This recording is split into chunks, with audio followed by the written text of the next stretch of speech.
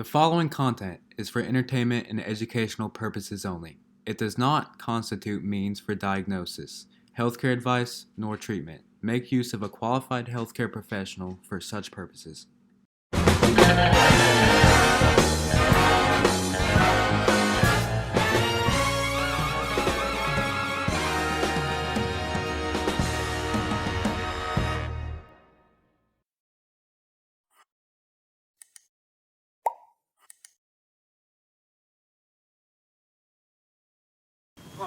So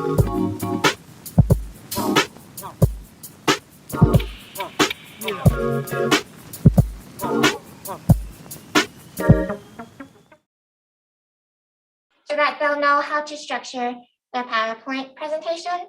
So basically, one of the key things is, of course, that you need to select your PowerPoint design. And when you're thinking about this, we want to make sure that it's pretty simple, but it still captivates attention. So we want it to be crisp and clean, something similar to this design. You want a lot of solid colors. You want to avoid the gradients because you want to keep the focus on the content, not on any extra flowery detail on the presentation itself. And then another thing is that for any major headings, titles, a good rule of thumb is to keep it at least 40. Right now you can see that it's at 54.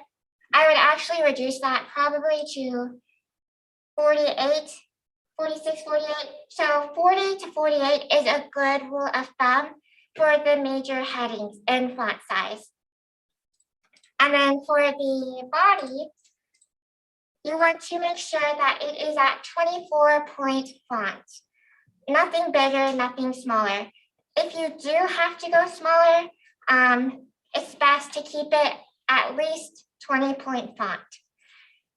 So as you can see, this is all 24-point font. And the best way to ensure that each sentence is in the correct format is just to right-click on this border so that you can see that those circles have popped up, and then you'll just change it here. So you can see that all of the lines have changed in accordance with the font size. So that is how you should approach that. Another thing is that you always want to make sure you have bullet points, because a PowerPoint is basically just an outline for the topic that you're going to present.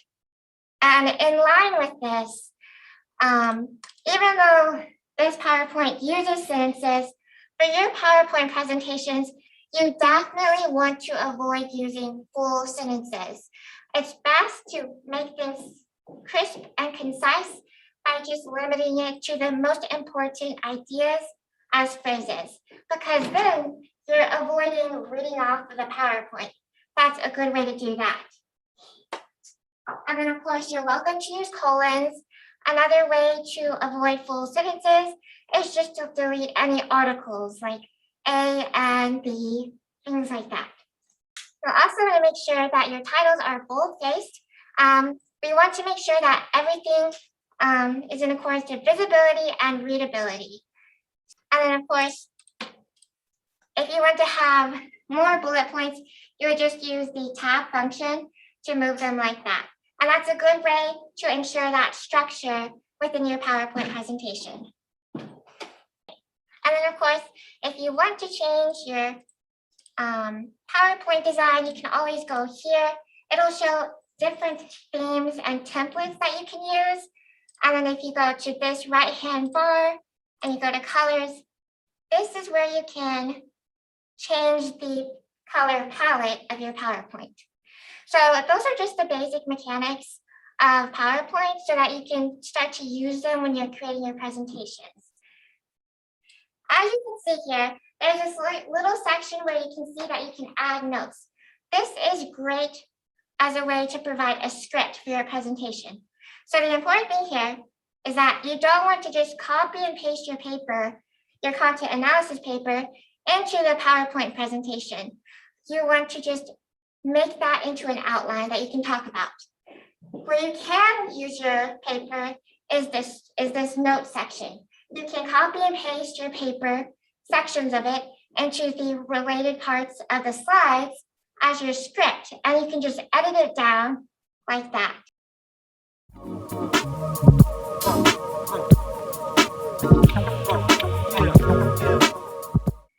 All right. So basically, this oral presentation will take place in the PY 303 lecture period, and it is going to be with your assigned teams that you've been working with throughout the semester. You'll have 12 minutes, and each person will have 2 to 3 minutes to talk. This is based on your content analysis paper, and as you can see, that paper is divided into 4 sections. So each teammate will have one section that they will be presenting themselves. So I know some of you have groups of 5, so it's up to you how you want to divide the sections between yourselves. But for the 5th person, they can always just cover the questions or the transition periods. And then yes, you'll want to definitely use the script for your presentation. And then this is just kind of a guideline for how you want to allocate your time, with the intro being 3 minutes, the procedure, outcome, and synthesis, all being about 3 minutes roughly. And this is the slide sequence. So that will tell you how to format your slides, with the first one being your title page with the title of the paper, and then your team's names and affiliation, which is UAH, of course. And then you'll just briefly go into each of the sources that you guys have pulled from. So you should have at least 3 slides for that. And then your 5th slide, for quantitative research, that would usually operate as the hypothesis slide. But since this is qualitative work, we're going to be posing a research question instead of an actual hypothesis. And then these are the next sequences that you guys should follow. Yes, Dr. Shah? So a good way to minimize the time that because 3 minutes sounds like a really short time. But one of the things that you could do is, if you want to rehearse, that's perhaps the best way to minimize your time yourself, whether it be alone or with the group.